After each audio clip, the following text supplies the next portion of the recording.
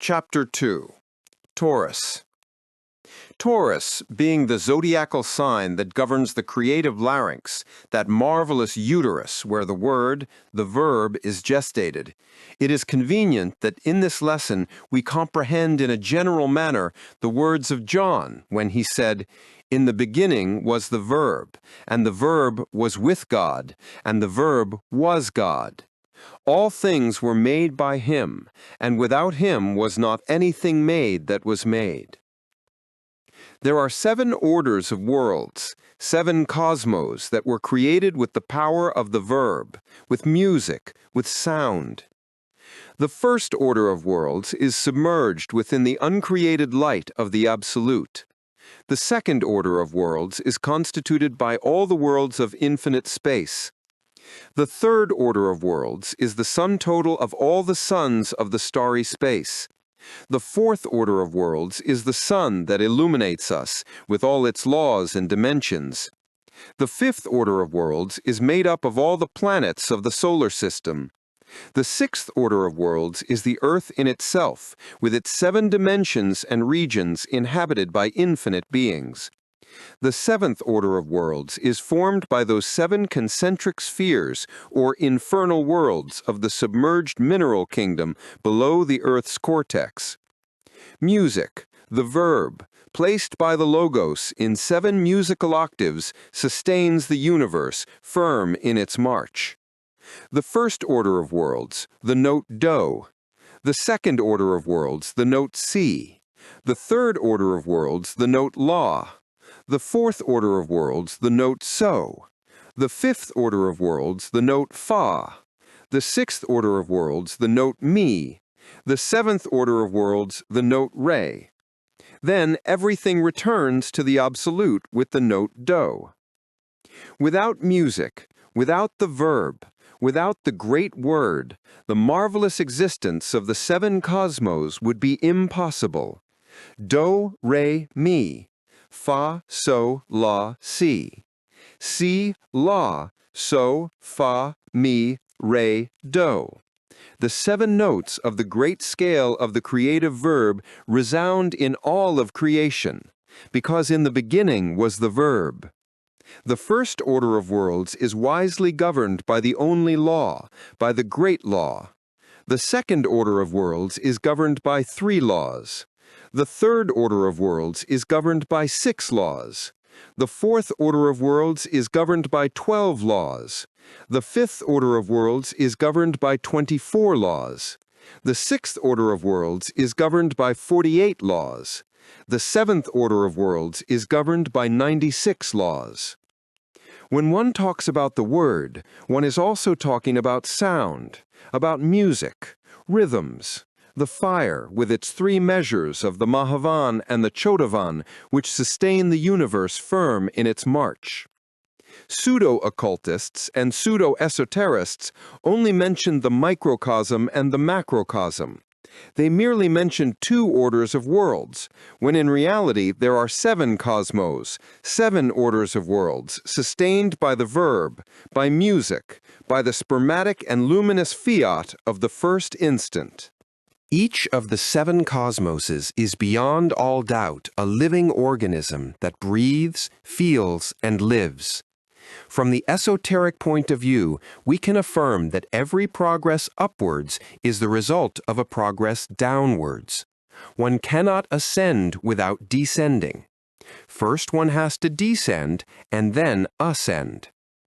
If we want to know a cosmos, we should first know the 2 adjoining ones, the one that is above and the one that is below, because both determine all the circumstances and vital phenomena of the cosmos that we want to study, to know. Example: in this era in which scientists struggle for the conquest of space, tremendous, unfortunately perverse, advances are being made in the field of the infinitely small, in the atomic world. The creation of the 7 cosmoses was only possible by means of the verb, by means of the word, by means of music. Our Gnostic students should never forget what the 3 forces called Father, Son, Holy Spirit are. These three forces constitute the sacred triamazikamno. This is the holy affirming, the holy denying, the holy reconciling, the holy God, the holy firm one, the holy immortal. In electricity, these are the three poles, positive, negative, and neutral. Without the presence of these three poles, all creation is impossible. In Gnostic esoteric science, the three independent forces have the following names: Surp oteos, Surp skiros, Surp athanatos.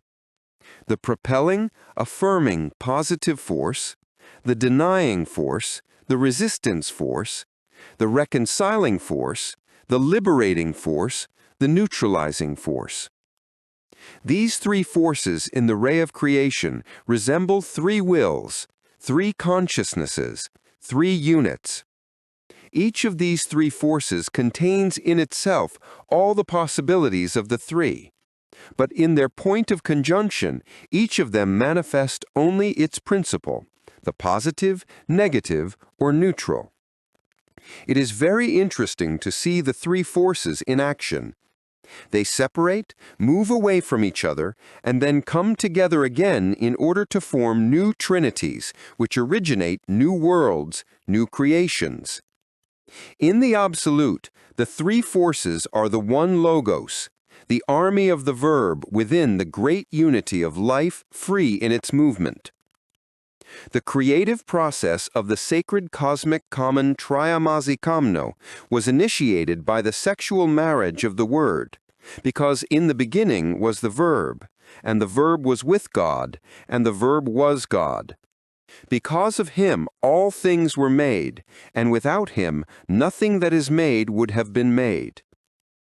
In accordance with the sacred law of Heptaparshinoch, the law of seven, 7 temples were established in the chaos for the construction of this solar system. In accordance with the sacred law of Triamazikamno, the law of 3, the Elohim divided themselves into 3 groups within every temple to sing in accordance with the litter of fire. The work of making fecund the Prakriti, in other words the chaos, the cosmic mother, the great womb, is always the labor of the very sacred Theomertma Logos, the third force. The 3 groups organized themselves within each temple in the following manner. First, a priest. Second, a priestess. Third, a neutral group of Elohim. If we take into consideration that the Elohim are androgynes, it is then clear that they had to polarize themselves at will in a masculine, feminine, and neutral form according to the sacred cosmic common Triamazikamno. The priest and the priestess were before the altar, and on the ground floor of the temple, the andro choir of the Elohim. The rituals of fire were sung, and the sexual marriage of the Word fecunded the great womb of the chaos, and the universe was born. The angels create with the power of the Word. The larynx is a uterus where the Word is gestated. We should awaken consciousness in the Word, in the creative larynx, so that it one day may also be able to pronounce the spermatic and luminous fiat of the first instant. Consciousness sleeps in our larynx. We are unconscious with the Word. We need to become fully conscious of the Word. It is said that silence is golden. We say that there exist criminal silences. It is as bad to speak when one should remain silent as it is to remain silent when one should speak. There are times when to speak is a transgression. There are times when to remain silent is also a transgression. Words are lovely, but sterile of he that does not act as he says, like a beautiful flower, full of color, but without fragrance. But similar to a beautiful flower full of color and fragrance are the words that are lovely and fertile of he that acts according to how he speaks. It is urgent to end the mechanicity of words. It is necessary to speak with precision in a conscious and opportune manner. We need to be conscious of the verb. There is responsibility in words, and to play with the verb is a sacrilege. Nobody has the right to judge anyone. It is absurd to slander our fellow men. It is stupid to murmur about others' lives. Accusing words fall upon us sooner or later, like a ray of vengeance. Slanderous, infamous words always return to the one who pronounced them, converted into rocks that hurt. In other times, when human beings were not yet so mechanized with this false civilization, cowboys led the cattle to the stable, singing in a delightful and natural manner. The bull, the cow, the calf become touched by music. They correspond to the zodiacal sign of Taurus, the constellation of the verb, of music. In the great Puranic allegory, the land that is persecuted by Prithu flees, transforming itself into a cow and refuging in Brahma. But this Brahma is the first person of the Hindu Trimurti. Vach, the cow, is the second, and Vira, the divine male, the Kabir, the Logos, is the third person. Brahma is the father, the cow is the divine mother, the chaos, the calf is the Kabir, the Logos. Father, mother, and son. That is the Puranic Trimurti. The father is wisdom, the mother is love, the son is the Logos, the verb. The five-legged astral cow, which Colonel Olcott believes to have seen physically in front of the hypogeum of Carly, the strange and mysterious cow that a certain young miner sees in the Andes as an exotic guardian of those treasures that the miners of his ranch sought, represent the Divine Mother, Rhea, Sibyl, totally developed in the authentic man, in the self-realized master. Gautama the Buddha, or Gautama, literally means the conductor of the cow.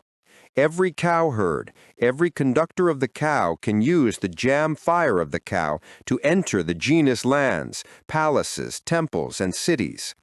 With the power of the Divine Mother, we can visit Agartha, the genus cities of the subterranean world. Taurus invites us to reflection.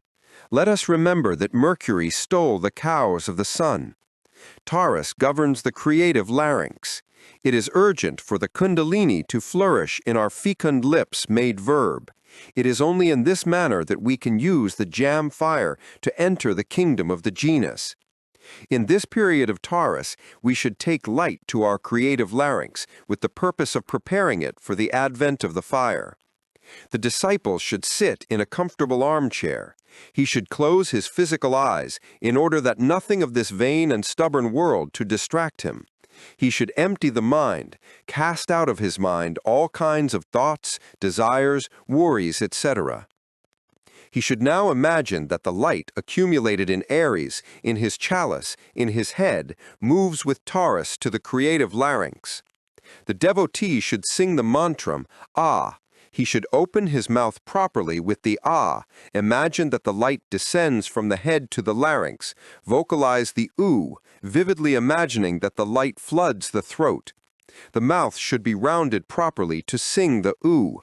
The last letter is the M, closing his lips, expelling or casting out the breath with force, as if eliminating the refuse from the throat.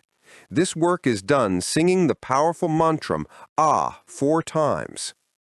In the thyroid gland, which secretes the biological iodine, is located the magnetic center of the magical ear. With the exercises of Taurus, one develops the magical ear, the power to hear the cosmic symphonies, the music of the spheres, the rhythms of the fire which sustain the 7 cosmos in accordance with the law of the octaves. The thyroid gland is located in the neck, in the creative larynx. The thyroid gland is governed by Venus, and the parathyroids are governed by Mars. Taurus is the house of Venus. The stone of Taurus is the agate.